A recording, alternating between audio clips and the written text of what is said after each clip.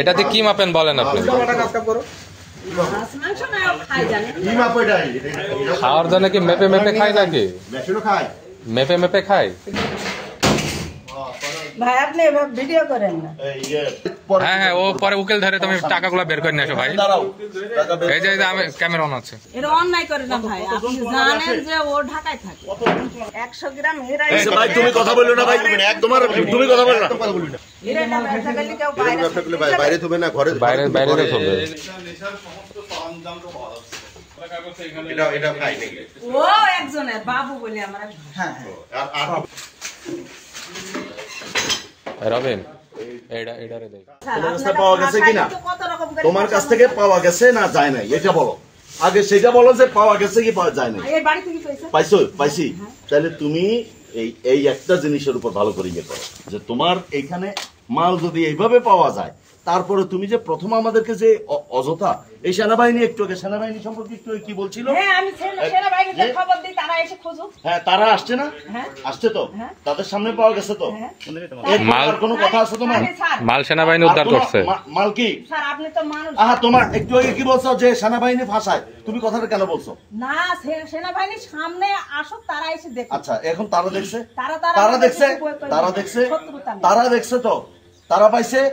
গোপন সংবাদে খবর পেয়েছি যে এখানকার শীর্ষ মাদক ব্যবসায়ী এই নবী ওরফে মোহাম্মদ নবী ওরফে নবী হোসেন, ওর অনেকগুলো নাম।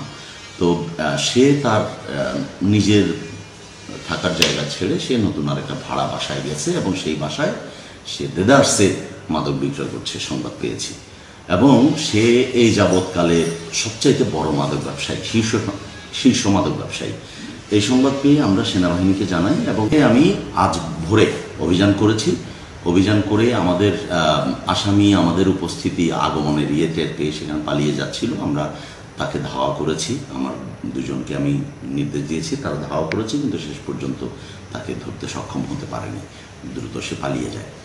আর আমরা ঘেরাও করে সে বাড়িতে তল্লাশি করেছি। তল্লাশি করে আমরা তার স্ত্রী এবং তার সন্তানের দুজনের উপস্থিতি পাই। আমরা তার মধ্যে তার স্ত্রীর কাছ থেকে আমরা এই 130 গ্রাম হেরোইন উদ্ধার করি। হেরোইন বিক্রয় লব্ধ টাকা 62,830 টাকা সম্ভবত সেটা উদ্ধার হয়।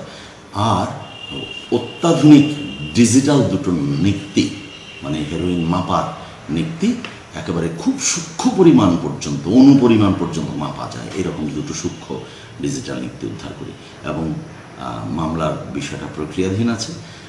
আমরা মাদকদ্রব্য নিয়ন্ত্রণ অধিদপ্তর আসলে নিরলসভাবে কাজ করি। আমাদের গাড়ি নাই, আমাদের অস্ত্র নাই, আমরা এইরকম রুদ্ধশ্বাস কিছু অভিযান আমাদের নিয়মিত করাই প্রয়োজন হয়। অনেক ক্ষেত্রে আমরা বর্ডারে সীমান্তে চলে যাই রাত্রিবেলায়, আমরা কাজকর্ম করি, কিন্তু আমাদের নিরাপত্তা ঝুঁকিতে রয়েছে। আমাদের দ্রুত যাতায়াতের জন্য অনেক ক্ষেত্রেই আমাদের অনেক অভিযান আমাদের এই গাড়ির কারণে দেরি হয়ে যায়, আমরা উদ্ধার করতে পারি না, এরকম ব্যর্থতা আমাদের গলায় জোটে। তো আমরা যদি আরও একটু শক্তিশালী হই, সরকার যদি মাদকদ্রব্য নিয়ন্ত্রণের দিকে একটু নেক নজর দেন, তাহলে আশা করা যায় আমাদের এই শক্ত টিম, আমাদের এই দিনরাত পরিশ্রম করা মাদকদ্রব্য নিয়ন্ত্রণ অধিদপ্তরের আমার সহকর্মীরা অনেক বেশি সাফল্য এনে দিতে পারবে।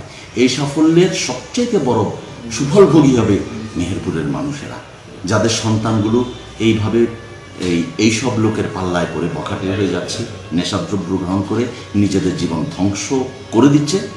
আমরা তাদেরকে একটু রক্ষা করতে পারবো।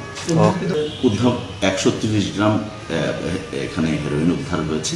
তো এই হেরোইন প্রত্যেকটা পুরিয়ায় 1 গ্রাম হেরোইন থেকে 25টা পর্যন্ত পুরিয়া তৈরি হয় এবং প্রতিটা পুরিয়া বিক্রয় হয় 300 টাকা থেকে 500 টাকা পর্যন্ত।